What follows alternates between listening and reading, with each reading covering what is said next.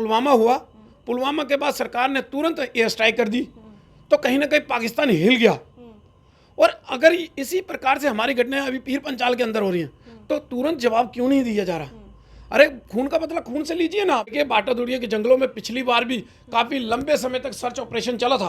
9 जवान शहीद होने के बाद भी एक बड़ा सर्च ऑपरेशन जो है वो लॉन्च आर्मी की तरफ से किया गया। पैरा कमांडो उतारे गए, उस समय भी एक पैरा कमांडो जो है वो शहीद हुआ था। लेकिन उसके बाद क्या है कि कोई भी आतंकवादी जो है पकड़ में नहीं आया। क्यों पकड़ में नहीं आया? क्या उनको ज़मीन निगल गई या आसमान खा गया? कहाँ गए वो? ड्रोन इस्तेमाल किए गए, हेलीकॉप्टर इस्तेमाल किए गए, लेकिन वो कोई भी आतंकवादी जो है वो पकड़ में नहीं आया। डीजीपी का एक स्टेटमेंट आया कि वो जो है वो पाकिस्तानी आतंकवादी थे। भाई पाकिस्तानी आतंकवादी थे तो वो गए कहाँ? राजौरी में जो इनकाउंटर हुआ कल, उसको लेकर जम्मू में आज राष्ट्रीय बजरंग दल के जो कार्यकर्ता हैं उनके द्वारा एक रोष प्रदर्शन जो है वो देखने को मिला। लगातार जब भी ऐसे इनकाउंटर्स या कोई भी ऐसा मसला मसाइल होता है तो राष्ट्रीय बजरंग दल जो है सड़कों पर उतरकर जो है प्रदर्शन करती है और बात आगे तक जो है सरकार तक पहुंचाती है। मेरे साथ इस समय राकेश बजरंगी हैं, इनसे बातचीत करेंगे। राकेश बजरंगी जी, सबसे पहले तो मैं आपसे ये पूछना चाहूँगी कि ये जो लगातार पिछले 6 महीने से अगर हम देखें या पिछले 1 साल का ही हम आंकड़ा देखें तो लगातार ये जो राजौरी पुंछ में जो टारगेट है ये लगातार बढ़ता जा रहा है, किलिंग्स जो हैं लगातार बढ़ती जा रही हैं, इसका कारण क्या समझते हैं आप? देखिए जिस प्रकार से पहले पीर पंजाल का इलाका जो था वो भी आतंकवादग्रस्त था, लेकिन पिछले कुछ सालों से हमारी सेना ने वहाँ पर एक दबाव बनाया और हमारी सेना ने काम किया और वहाँ से आतंकवाद को समाप्त किया। लेकिन पिछले तकरीबन 1 साल का समय जो ये गुजरा है, मुझे लगता है कि पाकिस्तान दोबारा से इस इलाके में जो है आतंकवाद को जिंदा करना चाहता है और कर रहा है। जिस प्रकार की घटनाएं जो है सामने नज़र आ रही हैं, एक तो ड्रग्स के माध्यम से ड्रग्स को पार भेजकर उसका पैसा जो है फंडिंग जो है वो हवाला फंडिंग जो है वो सारा जो है वो आतंकवादियों को मुहैया करवाया जाता है।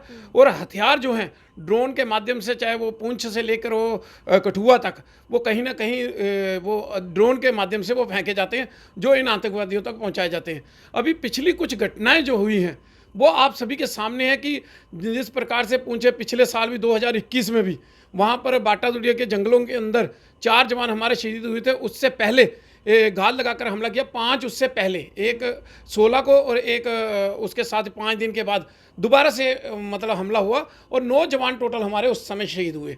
उसके बाद पुंछ के अंदर ग्रेनेड अटैक हो गया या और कई घटनाएं हैं जो वो सामने आई। कई आतंकवादी जो है वो राजौरी के अंदर पकड़े गए। एक व्यक्ति जो है वो मीडिया में भी वो बना हुआ था और वो भी पकड़ा गया जो उस इलाके को के अंदर आतंकवाद को जिंदा करने की जो है वो मुहिम में शामिल था और वो पुलिस ने उसको पकड़ा। उसके बाद कई लोग जो हैं और उसके माध्यम से पकड़े गए। उसके बाद जो है नए साल के दिन डांगरी के अंदर हमला हुआ अल्पसंख्यक समुदाय के लोगों के ऊपर और 7 लोग जो हैं वो शहीद हुए। उससे तकरीबन 2-4 दिन के पहले 2 जवान जो हैं अल्पा गेट के बाहर जो है वो वहाँ मारे गए। तो कहीं ना कहीं आतंकवाद जो है वहाँ पर बहुत ज़्यादा जो है सक्रिय हो गया है। पर राजौरी पुंछ ही क्यों बार बार मतलब इस टाइम पर वहीं पर ज़्यादा ये अटैक देखने को मिल रहे हैं? कमी कहाँ छूट रही है सुरक्षा में? देखिए मैं आपको एक चीज़ बता दूं कि जो पीर पंजाल का इलाका है वो डेमोग्राफी के हिसाब से वो एक अलग तरह का है। घने जंगल हैं, पहाड़ियाँ हैं, इनको छुपने में मदद मिलती है और पहाड़ों में बड़ी दूर दूर तक जो है वहाँ पर कोई नहीं रहता, कोई कोई एक एक करके घर है। और उसके बाद जो है पुलिस की जो चौकियाँ थाने हैं वो काफ़ी दूर हैं, तो कहीं ना कहीं इनको उनसे मदद मिलती है। और दूसरा नंबर क्या है कि जो लोग हैं वहाँ पर दूर दूर जंगलों में रहते हैं, कई लोग जो है वो इनको मदद करते हैं। अच्छा, लोकल लोग? हाँ बिल्कुल लोकल लोग। और जो भौगोलिक स्थिति है वो वहीं के लोग जान सकते हैं, बाहर का व्यक्ति उसको नहीं पहचान सकता। देखिए बाटा दुड़िया के जंगलों में पिछली बार भी काफ़ी लंबे समय तक सर्च ऑपरेशन चला था। 9 जवान शहीद होने के बाद भी एक बड़ा सर्च ऑपरेशन जो है वो लॉन्च आर्मी की तरफ से किया गया। पैरा कमांडो उतारे गए, उस समय भी एक पैरा कमांडो जो है वो शहीद हुआ था। लेकिन उसके बाद क्या है कि कोई भी आतंकवादी जो है पकड़ में नहीं आया। क्यों पकड़ में नहीं आया? क्या उनको ज़मीन निगल गई या आसमान खा गया? कहाँ गए वो? ड्रोन इस्तेमाल किए गए, हेलीकॉप्टर इस्तेमाल किए गए, लेकिन वो कोई भी आतंकवादी जो है वो पकड़ में नहीं आया उस समय। उसके बाद डांगरी की घटना हुई। डांगरी की घटना के बाद भी एक बड़ा सर्च ऑपरेशन चलाया गया और वहाँ बड़े बड़े दावे किए गए। कई बार वहाँ के लोगों को आश्वासन दिए गए। मनोज सिन्हा जी खुद वहाँ पर गए, उन्होंने आश्वासन दिए। उसके बाद पुलिस भी लगातार लोगों को आश्वासन देती रही। वो धरने पे जाने के लिए बोलते रहे, लेकिन बार बार पुलिस का आश्वासन उनको मिलता रहा और अभी तक उन लोगों को शायद न्याय नहीं मिला है। बिल्कुल, देखिए उनमें एक माँ थी जिसने अपना पूरा परिवार खो दिया, उसके दो जवान बच्चे थे, दोनों के दोनों शहीद हो गए डांगरी में, तो उसका परिवार तो बिल्कुल ख़त्म। वो माँ का केवल एक ही वो था कि मेरे बच्चों की शहादत को तभी उसको इंसाफ मिलेगा जब उनके कातिल जो हैं वो मारे जाएंगे या पकड़े जाएंगे, लेकिन अभी तक कुछ भी नहीं। और डीजीपी का एक स्टेटमेंट आया कि वो जो है वो पाकिस्तानी आतंकवादी थे। भाई पाकिस्तानी आतंकवादी थे तो वो गए कहाँ? अगर आपको नहीं, पर सवाल तो यहाँ ये बनता है ना कि अगर ये कहने सुनने को मिल रहा है कि पाकिस्तानी आतंकवादी थे, तो वो आए कैसे? राजौरी पुंछ के इलाके में उनकी एंट्री कैसे हुई? बिल्कुल, वो तो वही तो सोचने का विषय है कि किस पर। लेकिन एक चीज़ और भी है कि जिस प्रकार से घने जंगल हैं, बीच में से खाइयां हैं, वो पूरी कवर नहीं हो सकती। ये अगर भौगोलिक स्थिति किसी ने देखी हो या जानता हो तो उसको मालूम होगा कि उस इलाके में किस प्रकार से अब आर्मी की पोस्टें जगह जगह कहीं मतलब बीच जंगल के बीच में खाई के अंदर पोस्ट नहीं बन सकती, तो निकलने में ये। लेकिन फिर भी इंटेलिजेंसियों को जो है वो सक्रिय होना पड़ेगा। इंटेलिजेंसियाँ जो हैं वो मेन सूचना का माध्यम होती हैं, जो आर्मी, सेना, पुलिस, पैरामिलिट्री फोर्सेस तक उन सूचनाओं को पहुंचाती हैं। अगर कोई व्यक्ति, कोई अननोन पर्सन वहां पर आता है, अगर वो अंदर की तरफ आता है मतलब भारत की सीमाओं के अंदर या किसी के घर में रुकता है, तो वो इंटेलिजेंस एजेंसियां जो है वो पुलिस को या अन्य एजेंसियों फोर्सेस को वो सूचना देती हैं। कहीं ना कहीं इंटेलिजेंसियाँ फेल हुई हैं इसके अंदर, तो इंटेलिजेंस एजेंसियों को ज़्यादा वो सक्रिय करना पड़ेगा वहाँ पर। देखिए जम्मू के अंदर भी इंटेलिजेंस एजेंसियाँ बड़ी सक्रिय हैं। आपने देखा किस प्रकार से यहाँ पर जो है वो यहाँ पर रोका जा रहा है बार बार, और यहाँ पर वारदात करने की कोशिश यहाँ पर भी बहुत की गई, हाई अलर्ट किया जा रहा है। और यहाँ पर हाई अलर्ट के ऊपर रहते हुए भी बड़ा अच्छा काम जो है यहाँ की पुलिस ने किया है। और पुलिस ने बड़े ही मंसूबे जो है पाकिस्तान प्रशिक्षित आतंकवादियों के यहाँ जम्मू के अंदर फेल किए हैं। लेकिन जो ये पीर पंजाल का इलाका है, चाहे राजौरी है चाहे पुंछ है, पर वहाँ की यहाँ से वहाँ की भौगोलिक स्थिति बड़ी अलग सी है। लेकिन फिर भी हमें काम तो करना है, हमें इस आतंकवाद को समाप्त तो करना है। इससे पहले भी सेना ने वहाँ पर आतंकवाद मुक्त उसको किया था, तो अब फिर दोबारा से ये ज़्यादा तादाद में ना पनपे, इसके लिए कुछ ठोस कदम जो है और ठोस रणनीति जो है वो सेना को बनानी पड़ेगी, और केंद्र सरकार को उसके अंदर हमारे सैनिकों को हमारे उसको हर तरीके की सुविधा जो है देनी पड़ेगी। जैसे कि आपने कहा कि लोकल लोगों का इसमें बहुत बड़ा जो है वो हाथ रहता है कि पनाह देनी है इस तरीके से, तो क्या लगता है आपको कि सबसे पहले जो सर्च ऑपरेशन है वो लोकल लोगों से ही चलानी चाहिए, ताकि मालूम चल सके कि आखिरकार मतलब पूरा जायज़ा होना चाहिए कि कितने घर हैं, क्या है, जंगल के आसपास कितने लोग रहते हैं।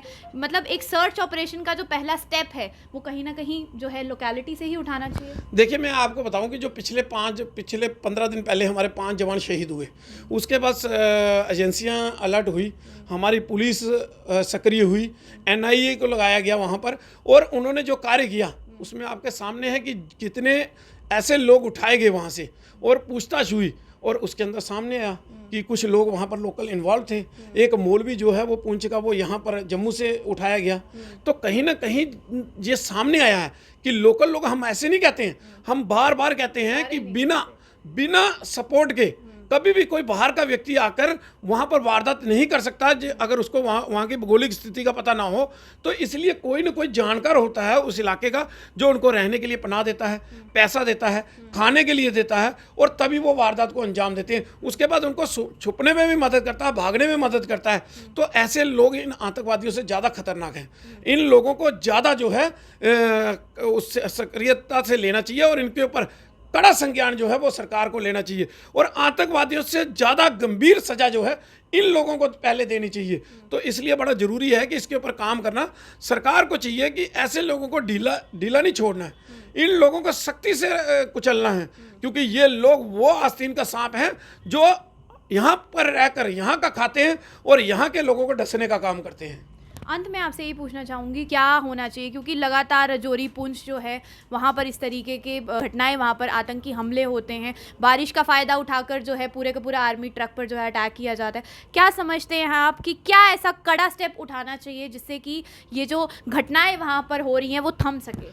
देखिए सबसे पहले तो मैंने ये कहा कि इंटेलिजेंस एजेंसियों को जो है उनको बहुत ज़्यादा तरीके से सक्रिय करना पड़ेगा, और हर इंटेलिजेंस एजेंसी, चाहे वो स्पेशल ब्रांच हो, चाहे CID हो, चाहे IB हो, चाहे रा हो, चाहे कोई भी हो, जितनी हमारी इंटेलिजेंस एजेंसियाँ हैं, CBI हो, जो भी हो, उनको अंदर अंदर तक लोगों के पहुंचाना है और वहां पर वो इस प्रकार से कार्य करे कि एक एक पल की खबर लोगों की जो है वो रहे, क्योंकि अगर इसको आतंकवाद को जड़ से समाप्त करना है, इस इलाके से अगर खत्म करना है, क्योंकि कहीं ना कहीं थोड़ा थोड़ा जो है वो पनपना शुरू हो गया, कहीं आस्तीन के सांप जो है वो बिलों से निकलना बाहर शुरू हो गए और ये पता नहीं कब से कार्य कर रहे हैं, किस प्रकार से छुपे हुए थे और कब से छुपे हुए थे, कब से ये हथियार वहां पर इकट्ठे कर रहे हैं, ये इस प्रकार का कोई पता नहीं है। जब ये पकड़े जाएंगे तभी जो है हमारी जो सुरक्षा एजेंसियां वो इसके ऊपर इसको सामने लाएंगी।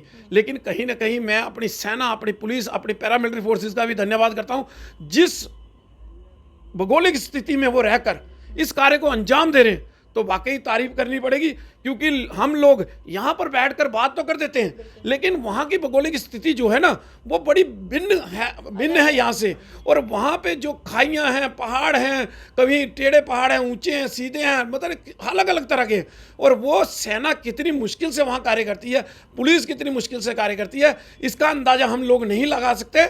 लेकिन जो लोग वहाँ रहते हैं उनको मालूम है। हम टिप्पणी तो कर देंगे मिनट में, हम चैनल में भी कर देंगे, हर जगह कर देंगे, लेकिन एक चीज़ और मैं इस पर कहना चाहूँगा कि देखिए, जब आतंकवाद है हमारे देश के अंदर, जो आतंकवादी हैं ये सक्रिय हो रहे हैं, तो हमारी सभी पॉलिटिकल पार्टियों ने साथ होकर, सरकार के साथ मिलकर इस आतंकवाद को समाप्त करने की ओर जो है सरकार का जो है वो सहयोग करना चाहिए, ना कि टांग खींचना, एक दूसरे की टांग खींचना और इसके ऊपर राजनीति करना। हमारे सैनिक शहीद हुए हैं और हम ये सरकार से भी मांग कर रहे हैं कि हमारे सैनिक, अगर हमारे 10 सैनिक शहीद हुए तो हमें पाकिस्तान के 100 सैनिकों के सर चाहिए, 500 सैनिकों के सर चाहिए, या उन आतंकवादियों के 500 आतंकवादियों के सर चाहिए, क्योंकि हम खून का बदला खून से चाहते हैं। अगर पाकिस्तान प्यार की भाषा नहीं समझता तो उसको दूसरी भाषा से में ही समझाना पड़ेगा। जिस तरीके से आपने पॉलिटिकल पार्टीज़ की बात की, देखने को यही मिलता है कि जब, जैसे मैं मिसाल के तौर पे डांगरी की बात करूं, वहाँ पर बड़े बड़े लीडर्स जो हैं वो वहाँ पर पहुँचे, बहुत बड़े बड़े भाषण जो है वहाँ पर हुए, बड़ी सारी बातें जो हैं, बहुत बड़े बड़े आश्वासन जो है दिए गए, लेकिन देखने को ग्राउंड पर यही मिल रहा है कि वो भाषण एक ही दिन का होता था, उसके बाद आगे ग्राउंड पर कुछ दिखता नहीं था। वो माँ शायद आज भी वहीं तड़प रही है, रो रही है कि मेरे बच्चों की जो शहादत है उसका कब नतीजा जो है वो मुझे मिलेगा। यानी कि कहने का मतलब यही कि सिर्फ ये पॉलिटिकल पार्टीज़, ये बड़े बड़े संगठन, ये ऑर्गेनाइजेशंस, ये उसी टाइम नज़र आती हैं जिस टाइम पे घटना हो जाती है, और उसके बाद जब कुछ दिनों के बाद जो है अपने आप वो भी अपने कमरों में बैठे होते हैं और सारा मसला जो है वो ठंडा कर दिया होता है। देखिए, केवल निंदा करने से किसी का बच्चा वापस नहीं आएगा, किसी बहन का भाई नहीं आएगा, किसी बहन का सुहाग जो है वो वापस नहीं आएगा, क्योंकि निंदा करने से कुछ नहीं होगा। उसका कड़ा प्रहार जो है, कड़ा जवाब जो है वो साथ में ही देना चाहिए। जिस प्रकार से उड़ी के अंदर हुआ, हमारे 20 जवान शहीद हुए, उसी तुरंत सरकार ने एक्शन करते हुए वहाँ सर्जिकल स्ट्राइक कर दी। उसके बाद पुलवामा हुआ, पुलवामा के बाद सरकार ने तुरंत एयर स्ट्राइक कर दी, तो कहीं ना कहीं पाकिस्तान हिल गया। और अगर इसी प्रकार से हमारी घटनाएं अभी पीर पंचाल के अंदर हो रही हैं, तो तुरंत जवाब क्यों नहीं दिया जा रहा? अरे खून का बदला खून से लीजिए ना आप भी।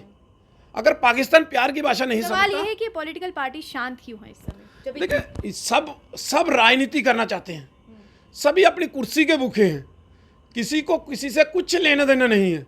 अरे जब इस देश के नागरिक हो, इस देश के नागरिक बन के सोचोगे ना, अगर जो शहीद हुआ उसको अपना भाई मानकर चलोगे ना, तो आपको भी दर्द होगा, आपको भी पीड़ा होगी, और आप लोग जो हैं उसके लिए खड़े होगे, उस माँ के लिए खड़े होगे जिसने अपने दोनों बच्चे खोए हैं, उस माँ के लिए खड़े होगे, और सरकार के खिलाफ जो है संघर्ष करोगे, और उसके बच्चों के कातिलों को जो है उनको पकड़वाने में मदद करोगे, और उनको सही अंजाम तक पहुंचाने का काम करोगे। अगर आप नहीं मानोगे, अगर राजनीति करनी है और केवल अपनी कुर्सी ही ढूंढ रही है, तो वो कुछ नहीं करेंगे, केवल निंदा करके घर बैठ जाएंगे। बहुत बहुत शुक्रिया। तो आपने सुन लिया कि राकेश बजरंगी हमारे साथ जुड़े थे, और इनका यही कहना है कि सबसे बड़ा सवाल उठता है उन इंटेलिजेंस एजेंसियों पर, वो जो एजेंसियों को काम करना चाहिए वो देखने को ग्राउंड पर नहीं मिल रहा है। ये कैसे पॉसिबल हो सकता है कि लोग जो हैं वो बाहर से आएँ और उसके बाद सर्च ऑपरेशन हो और मालूम भी ना चले कि आतंकी आखिरकार गए कहाँ, ज़मीन निगल गई या आसमान खा गया। और तीसरा सबसे बड़ा सवाल इन्होंने किया है उन पॉलिटिकल पार्टीज़ को लेकर